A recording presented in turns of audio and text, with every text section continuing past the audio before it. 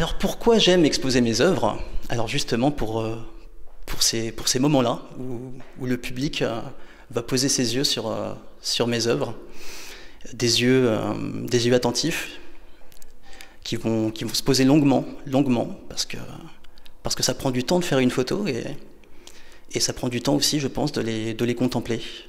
Donc sans être pressé, justement, on oublie tout et on regarde. Et c'est ce moment-là que j'aime bien.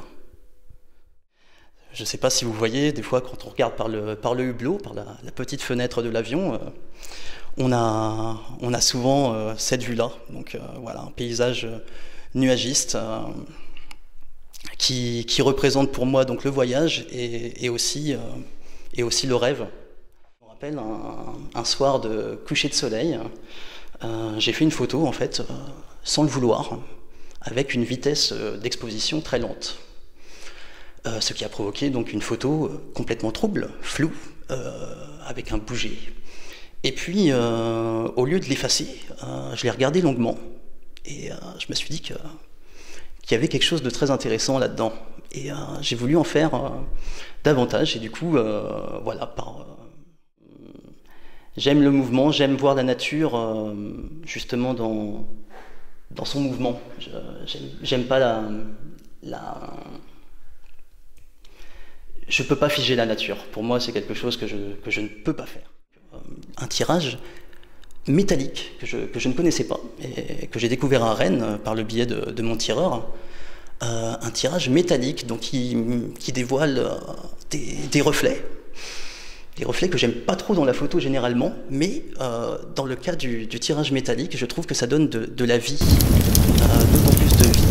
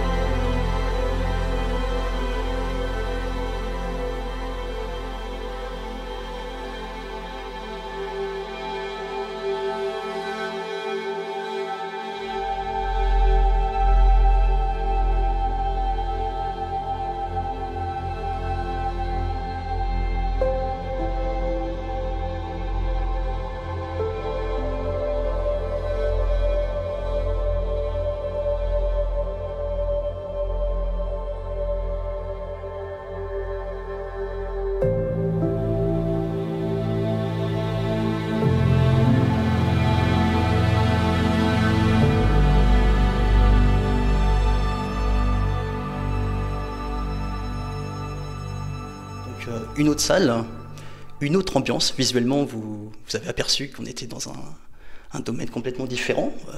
Les couleurs, on les a perdues. Mais néanmoins, il y a un fil conducteur entre la première salle et la deuxième. Et je pense directement au rêve et à l'émerveillement. Donc, quand on voit ces enfants. Pour vous resituer un petit peu, donc là on est en 2017 et nous sommes à Barcelone. On a quitté la Bretagne pour gagner Barcelone, donc une ville pleine de vie, pleine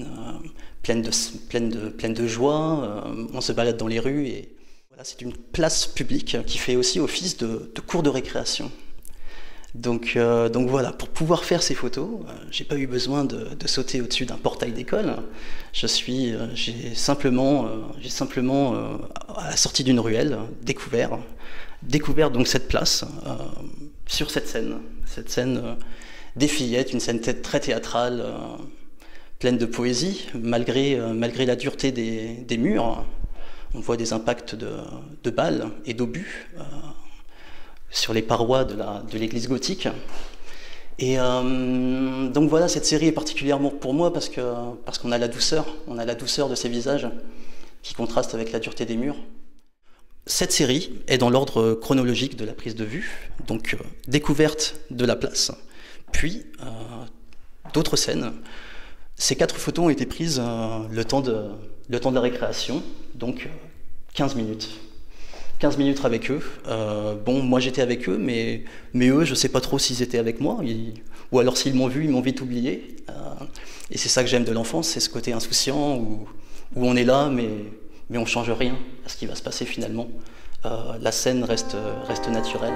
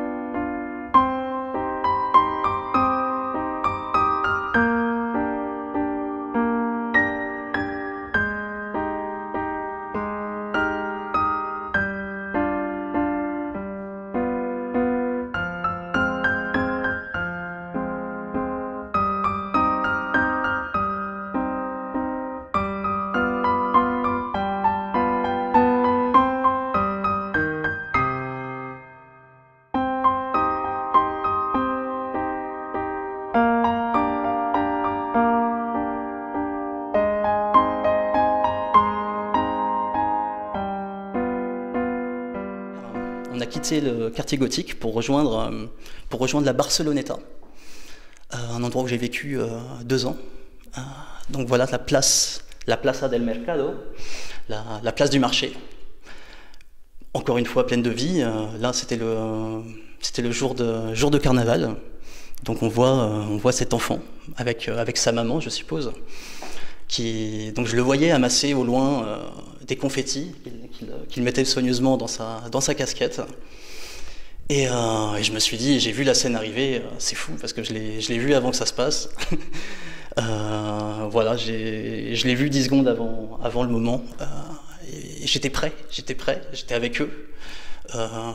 Et voilà, j'adore cet instant fils-mère, à s'amuser, à partager un moment ensemble. De 4 enfants qui sont ensemble. Voilà, comme un cercle d'amitié, chacun faisant un petit peu, chacun avec une action différente, mais finalement il y a quand même une unité. Donc voilà, le petit enfant qui fait des bulles, le petit blond qui interpelle sa copine en lui touchant ses bottes. Il y a beaucoup d'amitié, c'est pour moi une scène très touchante. J'aime le noir et blanc retransmet parfaitement ce sentiment d'intemporalité.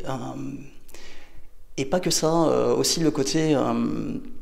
je trouve que le noir et blanc, grâce au noir et blanc, on va avoir tendance à focaliser vraiment sur ce qui est important, sur la gestuelle, des expressions, que la couleur, parfois, la couleur va avoir tendance plutôt à nous disperser. Qu'est-ce que je photographiais là? Je photographiais les reflets des barrières qu'il y avait là. Et puis finalement, ces 2 petites filles ont jailli avec une vitalité débordante. Et pour donner du pain au canard, voilà, ce petit morceau de pain qui va arriver dans l'eau quelques secondes après. C'est ces moments-là que j'aime. Voilà, on a la gestuelle là derrière, cette petite main qui est magnifique. On est sur le massif des Albères, une zone avec beaucoup de vent. Donc voilà, c'était l'esprit, c'était que le vent apparaisse dans la photo. Comment les gens pourraient se dire comment photographier le vent? Et bien voilà, c'est ma façon de le photographier avec ces arbres qui vibrent, qui dansent, qui rentre en transe. Et bon, voilà, je suis resté, pour tout vous dire, je suis resté une demi-heure, trois quarts d'heure sur une zone de 20 mètres carrés pour faire cette photo. Je ne suis pas tout le temps présent lors d'une exposition, des fois je vais être avec d'autres personnes, donc j'aime que les gens puissent lire les images, puis lire ce qu'il y a à côté de l'image, chaque image racontant une histoire.